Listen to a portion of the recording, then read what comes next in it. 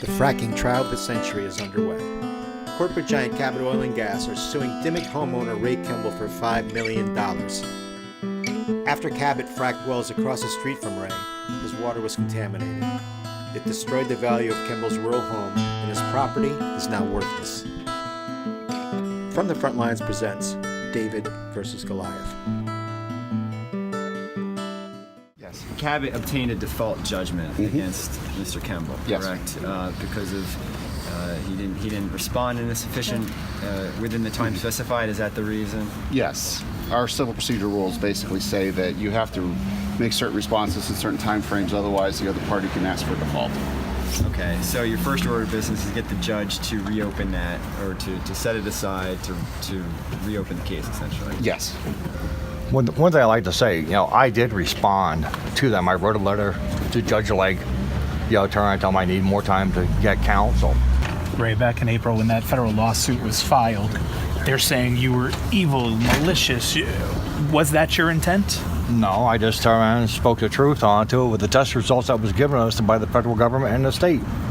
The state came up, DEP's the one that turned around and said we're contaminated.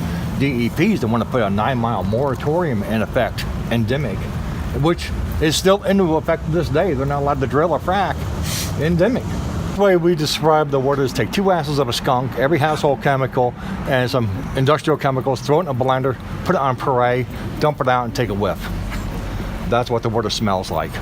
Ray, tell us about what you've been going through here in response to just, for a long time now you've been dealing with the industry, and what does this resemble in your fight against it? Before industry was here, this is all farm community.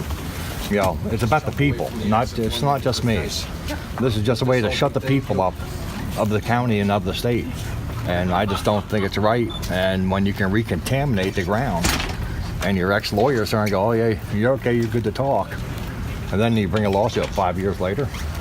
Come on. Something's not right. What do you make of Cabot's argument that you can't repollute?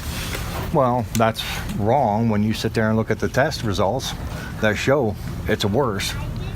And then you have 6 brand new water contaminations. From what I understand, some say 3. I heard 6, so I'm not sure which it is. But when you have brand new water contamination that wasn't there before across the street, that's repollution. So, argument goes again, you've got new contamination that wasn't there before.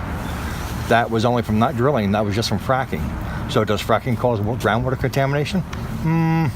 You figure that one out. What's your response to the $5 million punitive damage figure? Do I look like I got $5 million? Come on. But that's off the table now. They said that, right? No, actually, they didn't say it was off the table. What they said, it was improper to put it in the pleading the way they did, and that has to be stricken from the pleadings. That still doesn't say that they're not going to try to go after $5 million against somebody who is functionally, at this point, judgment-proof, because that's just intimidation and nothing more. There was a lot of testimony today about the fact that Cabot is substantially offering this basically as a marketing exercise because they want to have their version of the story out into the media, specifically when they offered the pleadings to the Washington Post before they served them, which is not exactly something that's going to weigh in the court, but that tells you what their motive is. When you jumped on this 2 weeks ago, is this David versus Goliath to you? In a word, yes. What is this? What do you think Cabot's motive was in going to the courthouse in the first place against your client, Mr. Kemble? Was it to chill dissent? Was it to discourage other people from speaking out? How do you see it? A lot of it is Goliath acting out in a way that you would expect Goliath to behave, which is, you little David, you keep your place in line, and that's as far as it goes. And that's kind of the way we do these things. These contracts are written up to keep everybody quiet, but the problem that you get into here is that the court's now going to have to decide who breached, when did they breach, and who has what obligations. But if Cabot wanted this to quietly go away, this was definitely not the right way to do it. What happened to your back? I broke my back. I slipped on the ice and broke it in 3 places. What's happening across the street from you now? Well, let's see. We just brought DEP in.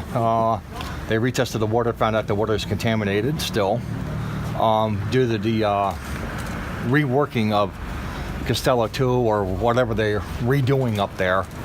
And it's within the 2,500 feet and under the Act 13 law. they were supposed to turn around and notify us and retest the water, which is never done. DEP said they didn't have to, but if you look at the Act 13 laws, anything within 2,500 feet, any type of work to the pad whatsoever, you're supposed to do the test results, and that was never done.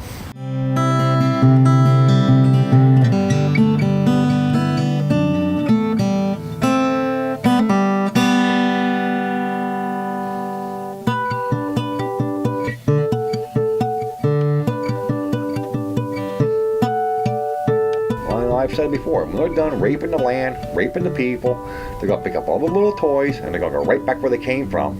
And they're going to leave the toxic dump sitting right here. I don't know what's going to happen up here yet, because we're still trying to get water.